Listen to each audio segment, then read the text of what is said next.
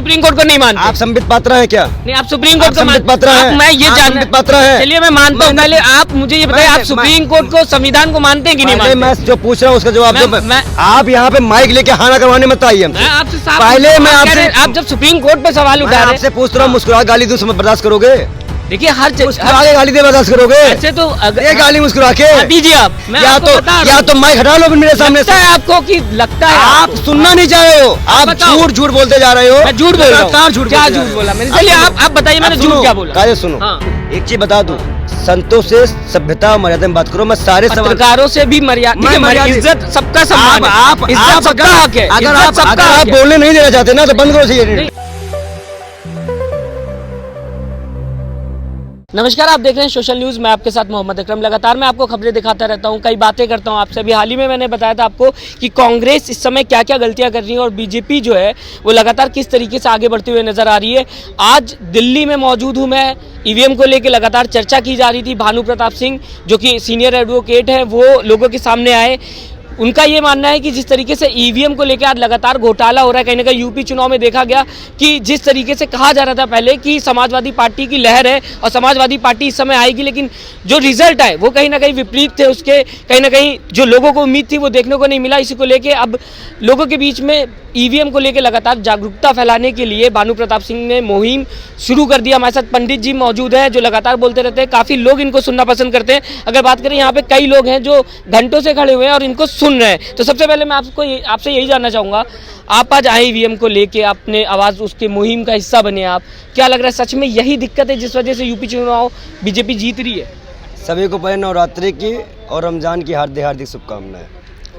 EVM की समस्या ही है जो यूपी चुनाव जिताया है, और ईवीएम से उत्तराखंड भी जीते हैं, ईवीएम से इन्होंने गोवा भी जीता है, और ईवीएम से इन्होंने मणिपुर भी जीता है। एंटी कंपेंसी होने के बावजूद आप उत्तर प्रदेश का समीकरण देखिए, यादव मुस्लिम, गठजोड़ और जाट, ये तीनों का समीकरण तोड़ पाना नामुमकिन था। किसान आंदोलन भी था इसमें, नामुमकिन था। उसके बावजूद भी जहाँ जहाँ पे किसान मारे गए, जहाँ जहाँ पे आंदोलन हुआ, वो सारी सीटें बीजेपी के खाते में गई। इससे हम आश्चर्यचकित हो गए हैं और कहीं ना कहीं ईवीएम पे हमारा सवाल 4 गुना हो गया है। और हम एक चीज़ मांग करते हैं, हमें ईवीएम पे एक्सक्यूज़ नहीं चाहिए, हमें ईवीएम चाहिए ही नहीं। लेकिन अगर बात की जाए, ये भी तो देखा गया ना कि बीजेपी कह रही थी हमारी लहर है, कहीं ना कहीं 300 पार कर जाएंगे। योगी जी बोल रहे थे 350 पार करेंगे, हम कुछ सीटें छोड़ेंगे। अगर 300 पार होती तो गिनतियों में बार बार धांधली न कराई जाती। अगर 300 पार होती तो बार बार जो गिनती विपक्ष के जरिए से ये कहा जा रहा था कि आप लेट हो गया है, ये हो गया है, पूरा डीएम एसपी इनके अंडर में थे। चुनाव में प्रत्याशियों को, बड़ी बात बोल रहे हैं आप, चुनाव में क्या बड़ी बात बोल रहे हैं? रिकॉर्डिंग आई है बात करते हुए। किसी भी चीज़ का अगर आपके पास प्रमाण ना हो तो अखिलेश यादव ने बाकायदा रिकॉर्डिंग जारी की है, उसकी सुरक्षा मांग की थी। याद है आपको? मैं नहीं बोलना, अखिलेश यादव का बयान है। तो उनके पार्टी के लोग खड़े तो थे बूथ पे, हर कोई समाजवादी बूथ पे खड़ा हुआ था। देखिए ऐसा कुछ नहीं था। सीधी बात है, सरकार पहले ही खेल कर चुकी थी। उस दिन खेल नहीं हुआ है, दिखाया थोड़ा गया है, खेल पहले ही कर लिया गया। 20 लाख ईवीएम गायब है, 16 से लेकर 19 तक में 20 लाख ईवीएम गायब है। आप कह रहे हैं 20 लाख, मैं मान लेता हूँ, चलिए आपके हिसाब से अगर माना जाए 14 के बाद चुनाव जीतने के बाद 19 में चुनाव भी जीत गए और उसके बाद लगातार चुनाव जीतते जा रहे हैं। तो विपक्ष पार्टियां कहाँ है? विपक्षी पार्टियां क्यों नहीं आवाज उठा रही है? विपक्षी पार्टियां अब तक, हमने सरकार के जितने भी संस्थाएं थी इस पे हमारी आस्था थी, हमने उससे प्रोटेस्ट किया। अब हम सड़कों पे आएंगे जनता के साथ। अब हमारा भरोसा ना चुनाव आयोग पे है, ना सुप्रीम कोर्ट पे है, ना हाई कोर्ट पे है। हमारा भी विश्वास किसी पे नहीं है। अगर टीएमसी की बात कर ले, टीएमसी खुद में ही बहुत बड़ी party, Samajwadi party, Congress party, ऐसे कई पार्टियां जो लगातार देश में लोकतंत्र को मजबूत करते हुए दिखाई दे रही, वो क्यों नहीं आवाज उठा रही? अगर ईवीएम में सभी साधु संत सभी पार्टियों से बात करेंगे और ईवीएम के खिलाफ बहुत जल्दी 1 महीने में बहुत देशव्यापी आंदोलन की तैयारी में हम लोग हैं और चर्चाएं भी चल रही है। ऐसा नहीं है कोई साथ नहीं दे रहा। अभी तक हमने कानूनी संस्थाओं पे भरोसा किया था, अब हम सड़कों पे भरोसा करेंगे। सीधी बात। लोकतंत्र पे भरोसा नहीं है आपको? लोकतंत्र खतरे में है। खतरे में है? जिस हिसाब से आप बात कर रहे हैं उस हिसाब से तो लग रहा है लोकतंत्र खत्म हो गया, क्योंकि जब विपक्षी पार्टियां आवाज नहीं उठा रही और जनता आवाज उठा रही है। ये नितिन गडकरी ने भी कहा है, नितिन गडकरी का बयान है कि स्वस्थ लोकतंत्र के लिए कांग्रेस जरूरी है। इसका मतलब है कि भारत में लोकतंत्र नहीं है। तभी तो उनके बारे में कह रहे हैं ना। और सबसे महत्वपूर्ण बात मैं आप बता दूं, हाँ। आज का समय में देखिए भाई, महंगाई बहुत चरम पे है। आप भी जानते हैं, कोरोना के मैनेजमेंट देखे हैं, लोग मरे हैं ऑक्सीजन की वजह से, रेमडेसिविर से 40 घंटे लाइन लगाई है। हमने नोटबंदी से लाइन लगाना शुरू किया था और आज तक लाइन लगा रहे हैं। अगर ये हिंदू मुसलमान के नाम पे बांट रहे हैं ना, तो लोगों को समझना चाहिए कि कोई हिंदू नहीं, कोई मुसलमान नहीं, आपका काम, आपका इंसानियत ही हिंदू मुसलमान है। इंसानियत सबसे बड़ा धर्म होता है, हिंदू मुसलमान नहीं। और कट्टर मत बनो। कट्टरता चाहे हिंदू धर्म हो, मुस्लिम, कोई धर्म में कट्टरता होगी, वह धर्म कहीं ना कहीं आपका विनाश ही करेगा। और इस तरह कट्टरता को हम स्वीकार नहीं करते हैं। संविधान देखिए, बीजेपी के लोग भी कहते हैं हम संविधान मानते हैं और संविधान पे पूरा देश चल रहा है। बीजेपी के लोग गोडसे को मानते हैं, नाथुराम को मानते हैं, गांधी को भी तो मानते हैं। गांधी को मानते हैं। नरसिम्हानंद का बयान सुना था गांधी के बारे में? कालीचरण का बयान सुना था? मानते तो गांधी जी की सुना जयंती था को कि नहीं सुना था? अब बीजेपी के गृह मंत्री, बीजेपी में एमपी के एक मंत्री साहब ने उनके पक्ष बचाव किया था ना। दोगली राजनीति में साथ मत दो। अच्छा, आपको लगता है कि मैं बाल योगी से संतोष, झूठ मत बोलो। जितने तुम्हारे पास सवाल नहीं होंगे ना, उससे ज्यादा सबूत मेरे पास है। नहीं, सबूत आप, मैं चाहूंगा कि आप सबूत दिखाएं। ईवीएम को लेके आपको क्या लग रहा है, घोटाला कैसे हो रहा है? प्रोटेस्ट में आया था। आप ईवीएम को लेके बताइए, आपको कैसे लग रहा है कि घोटाला? दिन, समय, तारीख ले लीजिए, हमारा नंबर ले लीजिए, हम यहाँ बोल रहे हैं। जनता सामने है, जनता चाह रही है कि आप बताएं। मैं चाहूंगा कि आप जनता को अभी बताएं। अभी मैं यहाँ प्रोटेस्ट में आया हूँ, हाँ। चीजें मेरे पास रखी है, सेफ है। आप हमसे समय ले लीजिए, टाइम दीजिए, आपका कैमरा होगा, मैं खुद आपके कैमरे में दिखाऊंगा। लेकिन अभी वो उस वक्त नहीं है ना, मेरे पास चीजें हैं। ईवीएम पे लेके लगता है, अगर आपको इतना बड़ा घोटाला हो रहा था या ईवीएम में खराबी है, तो क्यों विपक्षी दल ने कई बार बड़े बड़े वकील बैठे हैं, समाज से भी हमारा साथ दे रहे हैं, कांग्रेस ने प्रोटेस्ट किया, पार्टियों से भी बात चल रही है, कांग्रेस ने प्रोटेस्ट किया, टीएमसी ने प्रोटेस्ट किया, समाजवादी ने प्रोटेस्ट किया। कितनी बार सुप्रीम कोर्ट में आवाज उठी कि नहीं भैया ईवीएम खराब है, लेकिन क्यों नहीं उस पे, अगर खराब था या कोई भी दिक्कत है, किसी संस्था पे नहीं जाएंगे। अब हम सीधा मांग करेंगे, सुप्रीम कोर्ट के सामने धरना देंगे। अब हम सरकारी का नहीं, हम सुप्रीम कोर्ट का घेराव करेंगे। अगर सुप्रीम कोर्ट हमारी आस्था का विरोध करेगी, हमारी आस्था का सम्मान नहीं करेगी, हमारी जो आस्था है सुप्रीम कोर्ट का, उसका अपमान होगा। किस पे आप सवाल उठाएंगे? सुप्रीम कोर्ट पे आप सवाल उठा रहे, इलेक्शन कमीशन पे उठा रहे, सरकार पे उठा रहे। सुप्रीम कोर्ट निष्पक्ष बयान दे। आप तो है ही ना। मैं आपको मुस्कुरा के कुछ कह दूं, जायज है वो? अगर कोई बयान, अगर मैं आपको मुस्कुरा के कुछ कह दूं, जायज है वो? जायज है वो? क्यों? अगर सुप्रीम कोर्ट आप सुप्रीम कोर्ट को नहीं मानते? आप संबित पात्र हैं क्या? नहीं, आप सुप्रीम कोर्ट को संबित पात्र हैं? मैं ये जानना पात्र है। चलिए मैं मानता हूँ, पहले आप मुझे ये बताइए, आप सुप्रीम कोर्ट को, संविधान को मानते हैं कि नहीं मानते? मैं जो पूछ रहा हूँ उसका जवाब दो। मैं पूछ रहा हूँ, जवाब देने नहीं आया। मैं नहीं हूँ संबित पात्र, लेकिन मैं ये जानना चाहूंगा कि आप लोकतंत्र को मानते हैं कि नहीं मानते? हाँ या ना? संविधान को मानते हैं, हाँ या ना? सवाल नहीं मानते? क्यों नहीं मानेंगे? क्यों नहीं मानेंगे? तो सुप्रीम कोर्ट अगर कहता है हम कॉन्स्टिट्यूशन को चला रहे हैं, तो आप मानेंगे कि नहीं सुप्रीम कोर्ट को? या आप साफ कह दीजिए कि सुप्रीम कोर्ट से जितना भी फैसला आएगा मैं उसे नहीं मानता, कॉन्स्टिट्यूशन को नहीं मानता, हाँ या ना? चिल्लाओगे किस? बोलो, सुन नहीं, आप बोल दीजिए कॉन्स्टिट्यूशन। आपके कहने से थोड़ी ना बोल देंगे हम, तो नहीं बोलेंगे। हाँ, देखिए हर सवाल का हाँ या ना होता है। हर बार सवाल आप यहाँ पे माइक लेके हाँ ना करवाने मत आइए। मैं आपसे पहले मैं आपसे, आप जब सुप्रीम कोर्ट पे सवाल उठा रहे हैं, आपसे पूछ रहा हूँ, मुस्कुरा गाली दूं बर्दाश्त करोगे? देखिए हर गाली दे बर्दाश्त करोगे? ऐसे तो ये गाली मुस्कुरा के दीजिए, आप नरेंद्र मोदी गाली दे दीजिए। अब मैं चाह रहा हूँ, जेल गया, यूपीए लगा, तुमको आप दीजिए, लीजिए। फिर मैं गारंटी लेता हूँ, आप दीजिएगा। चाटुकारता दलाली करना बंद कर दो। मैं तो सीधा संविधान की बात कर रहा हूँ। एक मुसलमान मुस्कुरा के बोले तो यूपीए लगा दोगे, एक हिंदू बोल रहा है कपिल मिश्रा तो कह रहे मुस्कुरा के बोल दो। क्या लगता है आपके हिसाब से कांग्रेस आ जाएगी 2024 में? तो आपके हिसाब से क्या है, लूट मस्ती रहेगी? कितने में है कांग्रेस? कितने राज्यों में कांग्रेस इस समय है? कितने में थी?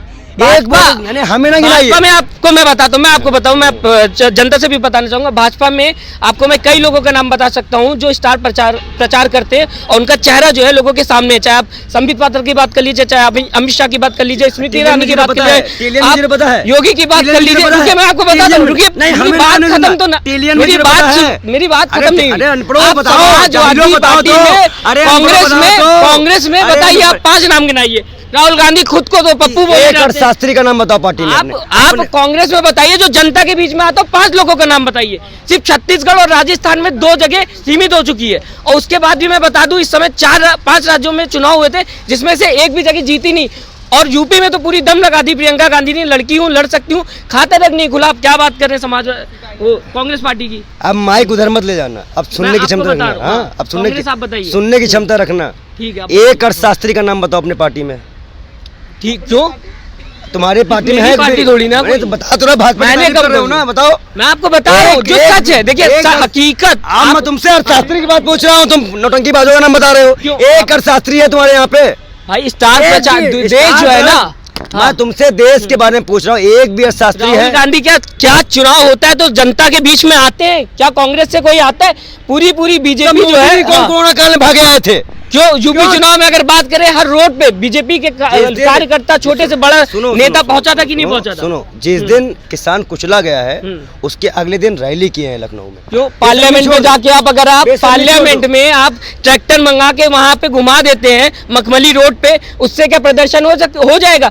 उस समय अगर कांग्रेस पार्टी विपक्ष में थी तो उसको चाहिए था लोकतंत्र मजबूत करने के लिए किसान आंदोलन में आए और किसानों के साथ रहे। लेकिन राहुल गांधी क्या किसान आंदोलन में गाजीपुर बॉर्डर पे दिखे आपको या किसी भी कांग्रेस पार्टी के? अगर दूसरी तरफ बात की जाए अगर, तो आप देखिए लोकतंत्र, आप संवाददाता है क्या? समझ, मैं आपको हकीकत बता रहा हूँ, ये हकीकत जनता को पता है। आप सुनना नहीं चाहते, मीडिया को गड़बड़ सिखाना चाह रहे हैं, मैं या आपको बता रहा हूँ। तो माइक हटा लो मेरे सामने से। लगता है आपको कि लगता है आप सुनना नहीं चाह रहे हो, आप झूठ बोलते जा रहे हो। मैं झूठ बोल रहा हूँ? लगातार झूठ क्या बोलते जा झूठ रहे हो। बोला मैंने? चलिए आप बताइए मैंने झूठ क्या बोला? कायदे सुनो, हाँ।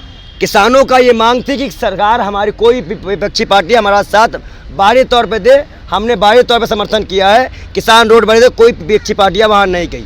पहला सवाल, किसानों को लेकर ज्यादा प्रोटेस्ट कांग्रेस ने की।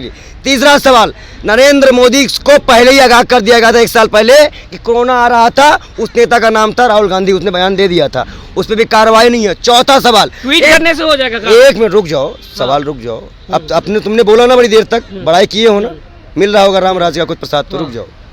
चौथा सवाल, पीएम केयर फंड का बड़ा तारीफ करो आप, कितना पैसा है पीएम? मैंने तो नहीं किया। नहीं किया? मैंने नहीं किया। तो अब और सुनो, अब नहीं किया ना, अभी तो सुनना। ना मैं बीजेपी के साथ हूँ, ना मैं कांग्रेस के साथ हूँ। आप ही बोलोगे, मैं पत्रकार हूँ। आप ही बोलोगे, मैं पत्रकार आप ही बोलोगे, आप ही बोलोगे, हाँ बुलवा लो, आप ही बोलोगे, वो सुन लो। ठीक है। 15 लाख किसके पास गया? कोई के पास 2 करोड़ रोजगार मिल गया क्या?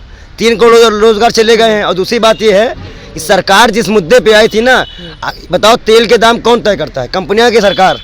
तो 2008 में क्या हुआ था? 2008 में क्या हुआ? मैं तुमसे पूछ रहा हूँ, तेल के हम बताएंगे 2008 में क्या हम हुआ था? बताएंगे। जब डीजल पे ये बोल दिया था कांग्रेस ने कि अब कंपनियां तय करेंगी। एक चीज बता दूं, संतों से सभ्यता और मर्यादा में बात करो। मैं सारे सवाल, पत्रकारों से भी मर्यादा, इज्जत सबका सम्मान है, आप इज्जत सबका हक है। अगर आप बोलने नहीं देना चाहते ना तो बंद करो ये इंटरव्यू। अगर आपको बोलना है, आप हमारा इंटरव्यू लेने आए हो, बुलवाने आए हो। आप एक पार्टी का डायरेक्ट अगर आप ये करेंगे कि नहीं गलत भी सही है। मेरे पास सबूत है, कह रहा हूँ ना, अपने चैनल को लेके चले जाना, जिस दिन कहोगे सबूत के साथ बात करेंगे। और जवाब तुम ईवीएम पे वापस आते हैं। तुम और तुम्हारे बीजेपी जितने भी कार्यकर्ता कब्र से खोद के लाकर नहीं जवाब दे पाएंगे। नहीं आप फिर देखिए, फिर पहला सवाल सुनो, अब सुनो। अरे बोलिए तो, आप बोल ही नहीं रहे। 15 लाख जिस मुकाम पे उधर देख के बोलना, आपको बोल ही नहीं। मैं आपसे बात कर रहा हूँ ना, आप आ रहे हैं ना बीजेपी की तारीफ करने के लिए।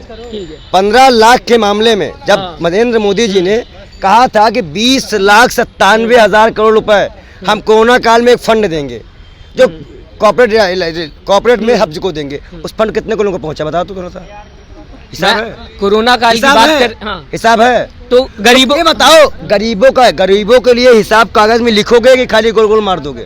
तो क्यों वोट मिल रहा है? क्यों वोट मिल रहा है? ईवीएम को मिल रहा, ईवीएम को मिल रहा है, ईवीएम को मिल रहा। आपको लगता है ईवीएम में क्या क्या खराबी है? बनारस में ईवीएम नहीं मिली सड़कों पर, ईवीएम पर्ची सड़कों में नहीं मिल रही क्या? सड़कों पर पर्चियां नहीं मिल रही है क्या? नहीं, कई बार पर्चियां नहीं मिल रही है क्या? क्या बोला जा रहा है भाई? तो कैसे अगर प्रधानमंत्री 56 इंच बोल के माइक के सामने बोलता है कि ईवीएम गलत है, तो अगर आज हम बोल रहे हैं तो उनको इतनी मिर्ची क्यों लग रही है?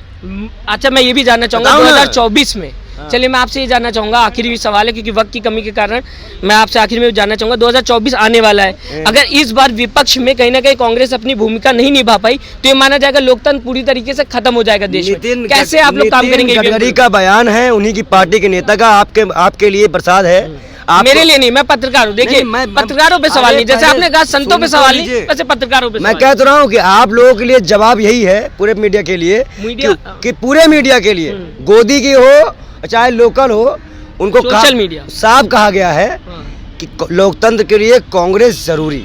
लेकिन कैसे होगा? देखिए आपने बताया, फिर आपने बोलने नहीं दिया। कैसे आप ही बोलना है? नहीं, आपको बोलना है। आप बताइए तो जवाब देने दीजिए ना। आप बताइए, मैं आपको पूरा वक्त दे रहा हूँ। मैं आप समय लीजिए, बाद में बात करेंगे आपसे। ठीक है, आप आखिर में मैं कोई नहीं दूंगा। अगर आप बोलने 2 मिनट दोगे तो बात करूँ, ये रिकॉर्ड। ठीक है, आप बताइए। मैं इतना कहना चाहता हूँ कि जब नरेंद्र गडकरी का बयान है कि लोकतंत्र के लिए कांग्रेस जरूरी है, तो ये आप मान के चलिए कि कांग्रेस ही विकल्प है, क्योंकि इनके टाइम पे ना आप जांच करवा सकते हो किसी मुद्दे की, जो भी विधेयक मन में होता, किसान बिल किसने मांगा था और सरकार क्यों लेके आई, किसी ने मांगा नहीं था। 3 तलाक का मैटर ये लेके आते हैं, इनके पास धार्मिक मुद्दे हैं, पर जमीनी स्तर पे जो काम होने चाहिए जिसे जनता का फायदा है, अगर आज हमारा प्रधानमंत्री कह रहा है कि 80 करोड़ लोगों को हम फ्री खिला रहे हैं, तो उसे देश का विकास नहीं करते। धन्यवाद। ओके, बहुत बहुत शुक्रिया आपका बात करने के लिए। फिलहाल हमारे साथ पंडित जी मौजूद थे, जिन्होंने बातें तो बहुत सही कही, लेकिन किसी भी बात को अगर बात करी जाए तो एक्सप्लेन नहीं कर पाए।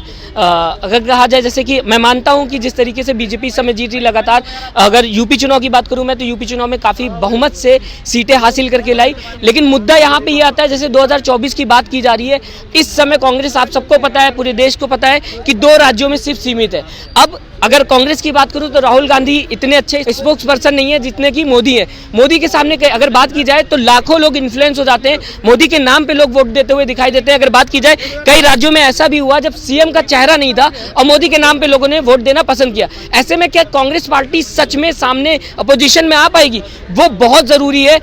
अब कांग्रेस को अगर आगे आना है, लोकतंत्र को मजबूत करना है, तो उनको जरूर कोई चेहरा लाना पड़ेगा। और कांग्रेस में सबसे बड़ी बात यह कि काफी ज्यादा अगर बात की जाए तो राहुल गांधी के ऊपर काफी इल्जाम लगे हुए। उनको ये कहा जाता है कि घर की पार्टी है, घर में चल रही है, और साथ ही साथ ये भी कहा जाता है कि राहुल गांधी को ये चीज़, सारी चीज़ें जितने भी हैं, ये उनको रखी, उनको खानदानी मिली हुई, उनको राजनीति करना नहीं आता। ऐसे कई बातें हैं। और साथ ही साथ अगर बीजेपी में अगर दूसरी तो बात करूं मैं, तो कई ऐसा नेता है जो योगी की बात कर लीजिए, अमित शाह की बात कर लीजिए, नरेंद्र मोदी की बात कर लीजिए, स्मृति ईरानी की बात कर लीजिए, कई आपको नाम और भी याद होंगे। तो बहुत ढेर सारे नेता आ जाते हैं, लेकिन जब कांग्रेस की बात होती है तो सिर्फ एक चेहरा नजर आता है, वो है राहुल गांधी।